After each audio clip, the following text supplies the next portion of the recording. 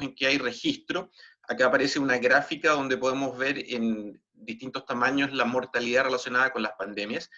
Y vemos que indudablemente COVID-19, que aparece acá abajo en la línea de tiempo más reciente, es una condición que se ha asociado a una mortalidad significativa a nivel global, todavía un poco distante de otras pandemias, como puede ser la peste negra o otras condiciones más recientes como la gripe española. Muy relevante y que nos tiene de cabeza todo este año en cambios culturales, sociales y en cambios en nuestra práctica cotidiana clínica. Y por eso es que estamos revisando estos temas y buscando toda la información que nos ayuda a manejar y enfrentar mejor a nuestros pacientes. Desde el punto de vista de las coinfecciones y coronavirus, uno tiene que, en la historia natural del COVID, que es lo que podemos ver acá, en términos de lo que es la etapa viral inicial, la etapa inflamatoria y la etapa de respuesta de hiperinflamación, podemos ver que uno puede estar expuesto al riesgo de infectarse en la etapa precoz, en la etapa inicial, o en las etapas donde uno ve que los pacientes empiezan a tener más compromiso, donde empiezan a tener compromiso respiratorio, donde caen se hospitalizan y donde llegan a las unidades de paciente crítico. Desde el punto de vista de estas coinfecciones, uno ve que el SARS-CoV-2 coexiste con infinidad de agentes virales, como pueden ser distintos agentes virales respiratorios, donde destaca el virus respiratorio sincicial, virus influenza, metaneumovirus. Puede correlacionarse o tener coinfecciones por infecciones fúngicas, especialmente por hongos filamentosos, donde destaca Aspergillus, y en menor medida también por cándidas de distinto tipo. Y también, indudablemente, en forma más prevalente por bacterias, en todo sentido, y principalmente en términos de coinfecciones a nivel respiratorio, que es probablemente lo más prevalente en esta condición. Desde el punto de vista de la evidencia actual, esto se puede resumir en este metaanálisis. Este es el abstract gráfico del metaanálisis más reciente que analiza el tema de coinfecciones y COVID. Incluyó 24 estudios con más de 3.000 pacientes entre diciembre de 2019 y marzo de 2020. Y básicamente de lo que más destaca de este análisis es que si uno mira dónde están infectados los pacientes con COVID, probablemente al ingreso o en el debut solo un 3.5% tiene coinfección. En cambio, durante la presentación o en algún momento de la evolución, especialmente en los pacientes más graves, en los pacientes que se hospitalizan y que están en la unidad de pacientes críticos, un 14.3% se va a infectar en ese momento. Y sin embargo, lo que es más llamativo es que si bien estas tasas parecen ser no tan elevadas en términos de coinfecciones, pero si uno mira lo que es el consumo o la prescripción de antibióticos, esto es el 71.8% de estos 3.000 pacientes estaban con antibióticos en algún momento durante la evolución. Y eso es bastante significativo. Si uno quiere mirar en términos de severidad, en este mismo metaanálisis, analizando todos los pacientes versus los que estaban críticos, uno puede ver que el porcentaje de infección, en este caso bacteriana, en la muestra global era de un 5,9%, y si uno mira los pacientes críticos, esto sube a un 8,1% en términos de porcentaje de pacientes con infección bacteriana. Si uno mira otro tipo de análisis, este es otro metaanálisis de coinfecciones y COVID, tenemos en el fondo que si uno mira qué tipo de agentes bacterianos son los que están expuestos los pacientes con COVID, podemos ver que es un grupo bastante variado de agentes, donde destacan Mycoplasma pneumoniae como un agente típico, probablemente de los casos iniciales, y los que nos toca ver después, probablemente durante la hospitalización en los pacientes críticos, son los bacilos gram negativos principalmente, que son los que aparecen ahí. Y en esta serie, el 7% de la serie tenía coinfección bacteriana, y claramente los pacientes en UCI tenían una proporción mucho mayor de coinfección bacteriana en relación a los pacientes que no estaban en UCI. Y si uno mira, las coinfecciones virales son menos prevalentes que las coinfecciones bacterianas, y de los pacientes que eran solo el 3% que tenían coinfección viral, destacaban principalmente virus respiratorio sincicial, influenza, rino y enterovirus y otros agentes. Y dentro de los agentes virales, citomegalovirus, por lo menos en este análisis, en este metaanálisis también de más de 3.000 pacientes, no jugaba un rol tan significativo, si bien probablemente en el setting de pacientes que llevan mucho tiempo en ventilación mecánica, sí puede tener una relevancia más importante y puede ser algo a considerar en el diagnóstico diferencial de los pacientes que se complican en las unidades de paciente crítico. Si uno mira lo que es el consumo de antibióticos, eso uno tiene la impresión de que al ingreso casi todos los pacientes COVID están con antibióticos, y eso probablemente, si uno mira la data de cada centro o de cada hospital, probablemente todos vamos a ver que el consumo, como uno quiera medirlo en términos de DDD o de días observados de tratamiento, ha aumentado respecto a un año normal. Y esta es un poco la experiencia de una encuesta en Europa, donde 166 encuestados en 82 hospitales.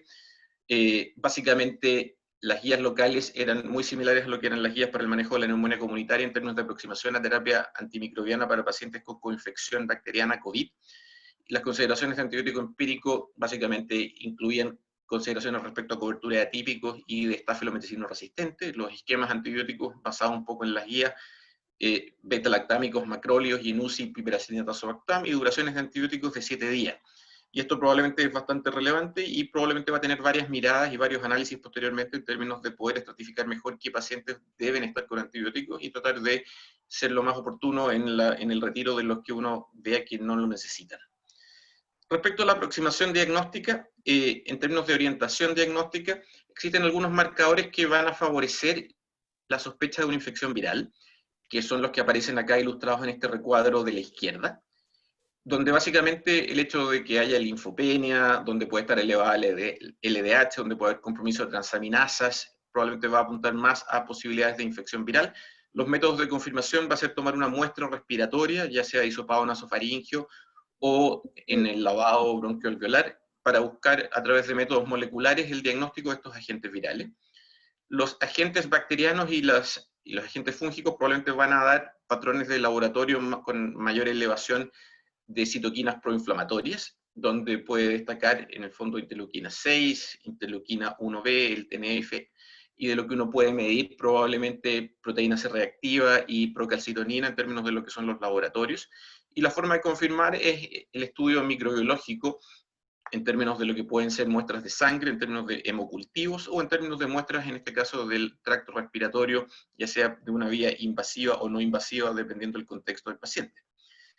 Como uno de los marcadores que puede ser de relevancia en términos de lo que puede ser estratificar la sospecha o el riesgo de estar frente a una coinfección bacteriana, está la procalcitonina. Este es un marcador que, por lo menos para el modelo de neumonía adquirida en la comunidad, tiene validación en términos de que los títulos más altos se correlacionan con la probabilidad más alta de una infección bacteriana, y valores por sobre 1 pueden ir asociados a la presencia de sepsis, y esto es directamente proporcional al título. Eso se puede intentar extrapolar un poco al modelo de coinfección COVID respiratoria en la etapa inicial, pero todavía no hay estudios directamente que analicen esta situación específicamente en pacientes con coronavirus, por lo menos hasta ahora no han sido publicadas grandes series. Pero probablemente es algo que uno pudiera extrapolar y pensar que debería tener un comportamiento muy similar a lo que está validado por el modelo de neumonía comunitaria. Respecto a la muestra de hemocultivos, los objetivos principales de los hemocultivos, básicamente confirmar la etiología de una infección en términos de un estado inflamatorio, identificar el agente etiológico y guiar la terapia antimicrobiana. Recordemos que el rendimiento de los hemocultivos en términos de la capacidad de poder identificar al agente bacteriano o fúngico que está relacionado con la infección son directamente proporcionales al volumen que se toma. Mientras más volumen tomo, más rendimiento, más sensibilidad diagnóstica tiene esta metodología, y los volúmenes que están más recomendados en la literatura son entre 40 y 60 centímetros cúbicos de sangre. Eso equivale en la práctica, en términos de tomar en botellas, de que puede uno rellenar con 10 cc de sangre, tomar entre 4 y 6 botellas, en términos de 2 o 3 sets, y eso puede tener distintos algoritmos o aproximaciones locales dependiendo de las metodologías que uno tiene, pero probablemente mientras más volumen uno recolecta, hay más chances de poder pesquisar las bacteremias, especialmente en el setting de los pacientes críticos. Respecto a las muestras respiratorias, no vamos a hacer muchos comentarios, esto probablemente lo vieron con el doctor Ortega en alguna de las clases anteriores, como me habían comentado previamente, y básicamente uno va a tener muestras en el fondo que son no invasivas, que son básicamente el cultivo cuantitativo del aspirado endotraqueal, o los cultivos de expectoración en pacientes que no estén conectados a un sistema de ventilación mecánica, que no estén intubados, y las muestras invasivas a través de la bronquiolveolar, que indudablemente van a obtener vía fluoroscopía un rendimiento mucho mayor, y probablemente es lo que más utilidad va a tener en discriminar la presencia de un agente bacteriano o fúngico como el responsable del compromiso inflamatorio de los pacientes. Del punto de vista de cuándo sospechar un agente que pueda ser resistente a los tener ciertos grados de resistencia a los antibióticos. Hay ciertos scores también que derivan un poco de los modelos de neumonía comunitaria. Este es un score del grupo europeo, principalmente el grupo de Torres, que básicamente es para la sospecha de agentes resistentes, entendiendo por eso pseudomonas, enterobacterias y Staphylococcus aureus meticino resistentes, y donde ven que ciertas variables como pueden ser mayor edad, sexo masculino, uso de antibióticos previos, enfermedades respiratorias crónicas, enfermedad renal crónica, o criterios como el compromiso de conciencia pueden puntuar y permiten estratificar en términos de score bajos o altos la posibilidad de encontrar un agente resistente y de esa manera poder sospechar que en ciertos casos uno pudiese requerir una cobertura antibiótica de mayor espectro. Eso probablemente también uno debería esperar que en el mediano plazo, con la data que ya está disponible en términos de las series de pacientes con COVID, pueda aparecer score que apunten directamente a tratar de estratificar eso en una población target como son los pacientes COVID.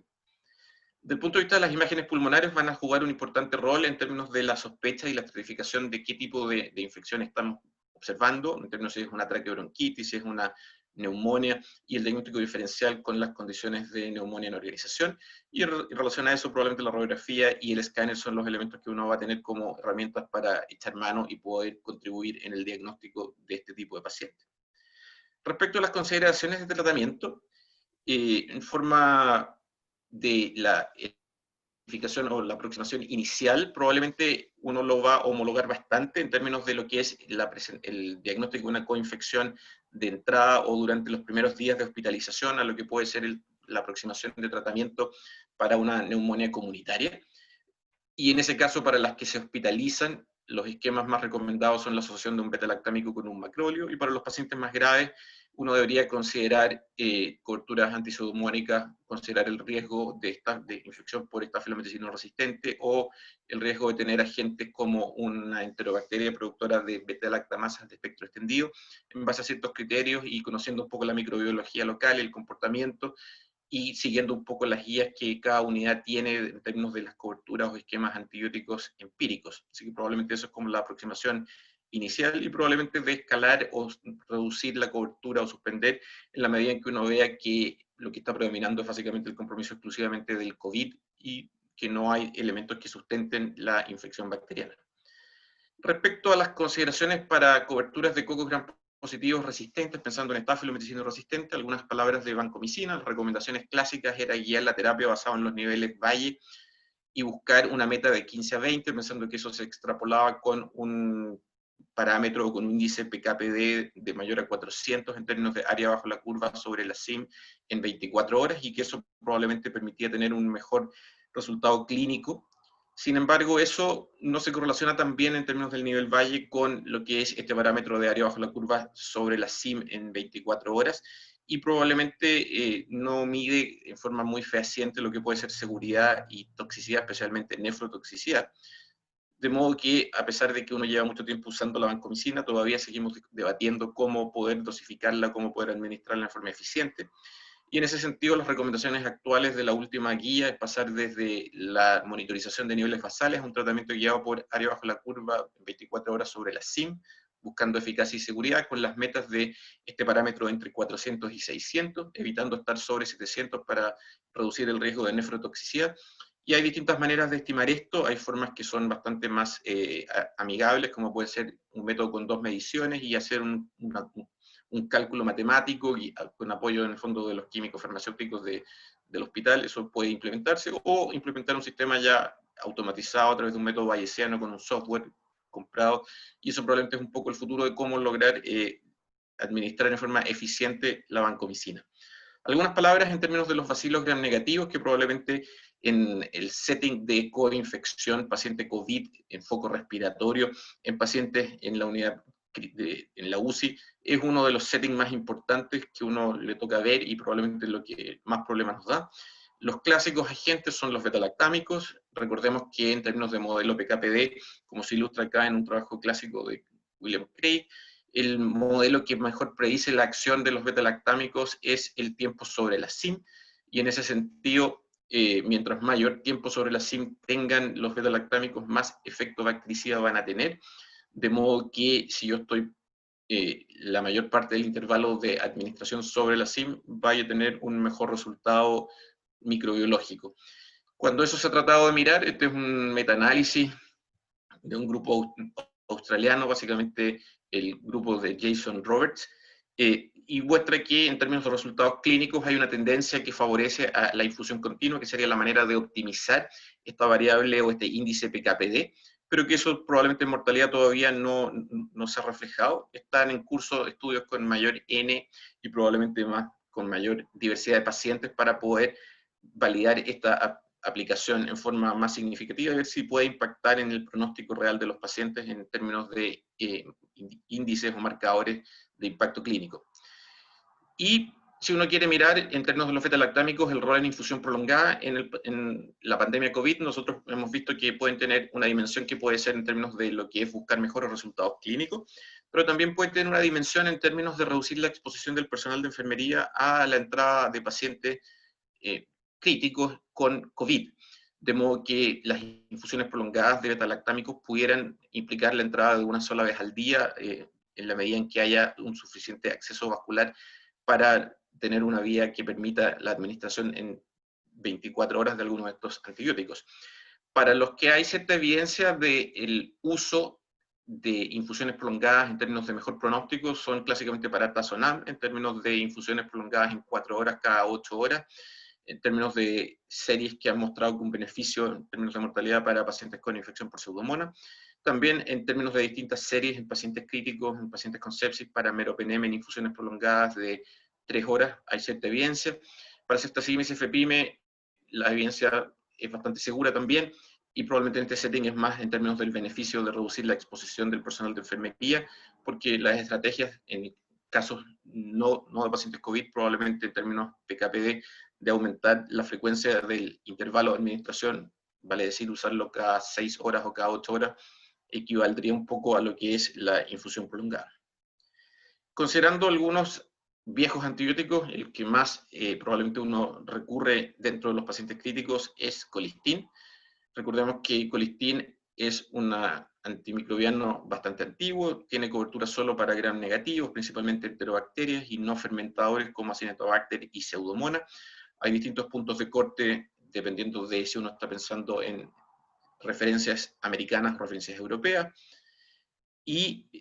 en la medida en que cada centro tenga una decisión respecto a qué tipo de guías se rige, van a aplicarse distintos puntos de corte. Desde el punto de vista de las presentaciones, hay que tener consideraciones respecto a que las dosificaciones son, uno puede encontrar presentaciones que vienen en términos de millones de unidades, como colistimetato de sodio,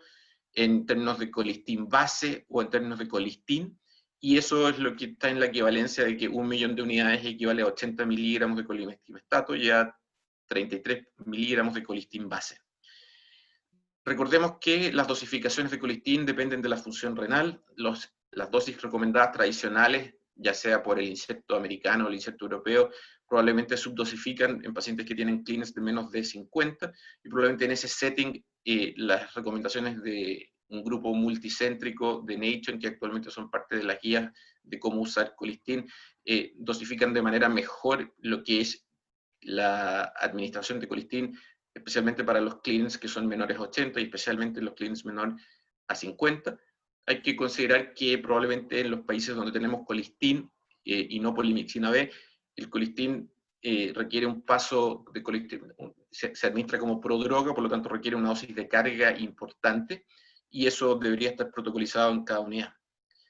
Desde el punto de vista del enfrentamiento para los bacilos gram negativos, especialmente para los bacilos gram negativos más resistentes, afortunadamente hay ciertos nuevos antibióticos que están disponibles, como son ceftazidima vivactam y ceftolozano tazobactam, estos nuevos inhibidores de beta-lactamasa asociados con un beta-lactámico. Y si uno mira este tipo de antimicrobianos, básicamente tienen espectro de acción sobre enterobacterias productoras de beta-lactamasa de espectro extendido. Para el caso de ceftazidima avibactam, sobre algunas, en el fondo, bacterias productoras de KPC. No tienen acción sobre metalo beta-lactamasas, y tienen espectro o incluyen cobertura sobre enterobacterias productoras de AMC, incluyen espectro sobre pseudomonas multidrogoresistentes, no tienen acción sobre Acinetobacter baumannii y no entregan cobertura para los anaerobios. Del punto de vista de ceftaxima bivactam, es de amplio espectro. La FDA aprobó su acción en febrero del 2015. Las acciones especiales son para, como hemos mencionado, enterobacterias productoras de beta-lactamasa de espectro extendido, la mayoría de las KPC y OXA48, para algunas cepas resistentes por bacterias que tengan combinación de mecanismos, como puede ser una beta-lactamasa de espectro extendido, AMC y pérdida de porinas. Tiene ciertas limitaciones en Acinetobacter, indudablemente en productores de metalo-beta-lactamasas, que es probablemente la principal limitación que tiene. Desde el punto de vista de los resultados, en términos de cura clínica, cuando uno mira resultados en términos de cepas resistentes a ceftaxima, las curas clínicas en infección respiratoria y en infección urinaria son bastante elevadas, por sobre el 85%, y son bastante más bajas en infecciones intraabdominales, probablemente porque ahí requiere ir asociado el fuerte de la cobertura anaerobia se la lleva la asociación, en este caso de metronidazol. Cuando uno mira los datos y uno trata de mirar si eso se puede reflejar, por lo menos la experiencia local en Chile en términos de ceftaxima bivactam antes del lanzamiento, la cura clínica en la serie local fue de un 90%, con una mortalidad baja y con coberturas en el fondo bastante razonables. Desde el punto de vista de otras aplicaciones de ceftaxima bivactam, en la combinación con Aztreonam, como se aprecia acá en las muestras in vitro, ya sea por los sensidiscos o a través de la epsilometría, uno ve que tiene un efecto sinérgico que permitiría cubrir bacterias que producen metalo-beta-lactamasas, y en la parte clínica hay descripciones crecientes de la asociación de ceftaxima bivactam y Aztreonam para tratar este tipo de agentes con éxito en series clínicas reducidas. Con respecto al otro antibiótico nuevo que es ceftriaxona tazobactam, también es de amplio espectro, también fue aprobado entre el 2014 y el 2015, el espectro es bastante similar, no incluye coberturas para anaerobios ni para estafilometricin resistente, los PK son en este caso muy similares a ceftaxidima, y para el setting de neumonía, en términos de el modelo de acción, en términos después de la administración, es un modelo bicompartimental, compartimento central y después desplazamiento a periferia y los alveolos, en el fondo el epithelial lining fluid, y para alcanzar una buena cobertura sobre distintas sobre bacterias con una SIM más elevada, tanto en términos de enterobacterias, en un color más oscuro acá en la gráfica, como de Pseudomonas aeruginosa en un color más claro. La dosis recomendada es el doble de lo que es la dosis por la cual se licenció inicialmente, que era de 1,5 cada 8. La dosis para tratar una neumonía en forma eficiente es de 3 gramos cada 8 horas por vía endovenosa. Respecto a evidencia en términos del uso en el mundo real para tratar Pseudomonas aeruginosa multiresistente, esta es una serie americana donde se incluyeron 21 pacientes con un porcentaje importante de inmunosupresión, casi un 40% en ventilación mecánica y principalmente tratando foco respiratorio, y las curas clínicas eran de un 70%, mortalidad de 10%, y la emergencia de resistencia un 14%. Si uno mira en una serie multicéntrica también americana, 6 hospitales, 35 pacientes, la principal indicación era tratamiento de neumonía, también curas clínicas bastante razonables, así que probablemente en este setting de pacientes con agentes difíciles de tratar como una pseudomona multidrogo resistente, y en este caso resistente a carbapenémico, este tipo de agentes sí contribuyen y probablemente en el setting de COVID han sido unos aportes muy significativos para el tratamiento eficiente de infecciones por pseudomona que probablemente han emergido, y por lo menos en nuestras data, como una de las principales complicaciones de los pacientes que llevan más tiempo hospitalizados y que están más tiempo en ventilación, en soporte ventilatorio invasivo. Con respecto a consideraciones para cubrir bacilos gram-negativos con resistencia a carbapenémicos, principalmente para enterobacterias, si es que uno sospecha que la resistencia a carbapenémicos está mediada por metalo-beta-lactamasas, la opción es básicamente ir a colistin, y otras opciones como puede ser tigiciclina o fosfomicina, dependiendo si están disponibles en los lugares donde uno está trabajando. Y si la resistencia no está mediada por metalo-beta-lactamasas, que eso probablemente depende un poco de la microbiología local, del conocimiento del laboratorio de microbiología respecto a los mecanismos de resistencia de los agentes en cada centro, las opciones van a ir en términos de lo que puede ser, dependiendo de la SIM que haya para carbapenémicos, a usar carbapenémicos con alguna asociación, o a usar en el fondo nuevos antimicrobianos como puede ser ceftaxima bivactam o ceftolozano tazobactam. En este caso, pensando en enterobacterias, probablemente ceftaxima bivactam, y reservar ceftolozano tazobactam probablemente más para el tratamiento de Pseudomonas aeruginosa multidrogo resistente. Respecto a otra de las coinfecciones que tiene relevancia en los pacientes COVID, están las infecciones por hongos y especialmente las infecciones por filamentosos, que hemos visto emerger con bastante más frecuencia de lo que uno suele ver en la práctica cotidiana en las unidades de paciente crítico. Y hay que recordar un poco que la aproximación para el diagnóstico de una infección fúngica invasora es un diagnóstico que no es directo, que no es que un test me dé un diagnóstico positivo en forma como dicotómica de sí o no, sino que uno tiene que considerar factores del hospedero, criterios clínicos y criterios micológicos, y en base a eso uno puede definir si la infección es posible, probable o probada.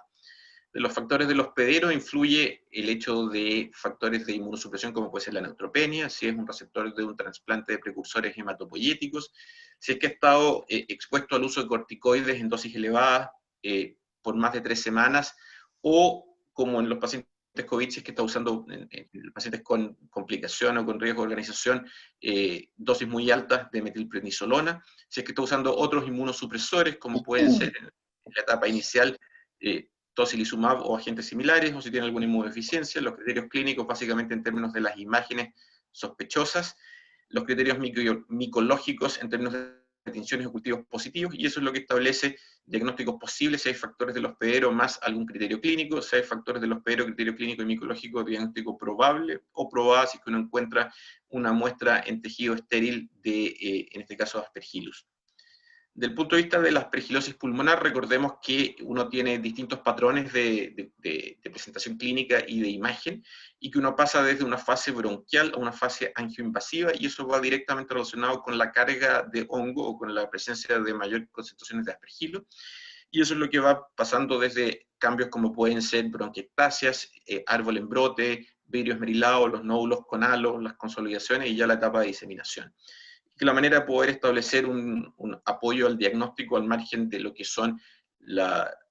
imagen y al margen de lo que es la toma de los cultivos, es buscando algunos biomarcadores, como puede ser en este caso el antígeno Galactomannan aspergillus, que es directamente proporcional a la carga de hongos y que eso puede obtenerse ya sea en suero o en el lavado bronquialveolar, y que la titulación en el tiempo también va incrementándose en la medida que crece la carga del hongo. Recordemos que los puntos de corte son un poco distintos. En suero, el punto de corte es 0,5, sobre eso uno lo considera como positivo, y en el lavado bronquialveolar sobre 0,7, y algunos dicen sobre 1 sería el punto de corte más razonable para este biomarcador fúngico. Y desde el punto de vista de los tratamientos, el tratamiento primario de una aspergilosis pulmonar es voriconazol, una carga de 6 miligramos cada 12 el día y después mantenciones de 4 miligramos por kilo cada 12 horas. La alternativa al voriconazol es la anfotericina liposomal, que es la primera opción, y en menor medida, en términos de terapias opcionales o de salvataje, uno puede considerar algunas equinocandinas como anidulafungina, pero básicamente en este caso anidulafungina va más como una terapia de adición al voriconazol, y hay más datos en términos de terapia de salvataje como agente único con caspofungina como una opción de tratamiento. Recordemos que el voriconazol puede administrarse por vía endovenosa y vía oral. La vía endovenosa en general cuando el clearance de creatinina es sobre 50 ml minuto. En clearance más bajos de eso debería ser por vía oral, en ese caso por sonda nasoenteral, en los casos en que uno lo aplique en el paciente crítico, o buscar otra opción, anfotericina liposomal o alguna de las equinocandinas. Así que cerrando un poco este repaso sobre las complicaciones infecciosas de COVID, podemos decir que las coinfecciones son una complicación significativa en la realidad de los pacientes COVID, que las coinfecciones bacterianas son más prevalentes, por lo menos en lo que está reportado hasta el momento, que las coinfecciones virales, que las coinfecciones fúngicas tienen un rol emergente, especialmente en las unidades de paciente crítico, mucho más de lo que se suele ver en una temporada normal sin COVID, que la oportunidad de estratificar el riesgo inicial es algo que uno debería probablemente desarrollar para evitar el sobreuso antibiótico y buscar estrategias para protocolizar el manejo y la cobertura empírica de los pacientes que ingresan al hospital y de los pacientes que ingresan después, por supuesto, a las unidades de paciente crítico, que uno debe estar siempre alerta a la aparición de coinfecciones durante la hospitalización con un nivel de sospecha y hacer los estudios microbiológicos, los estudios de apoyo de imágenes que sean necesarios,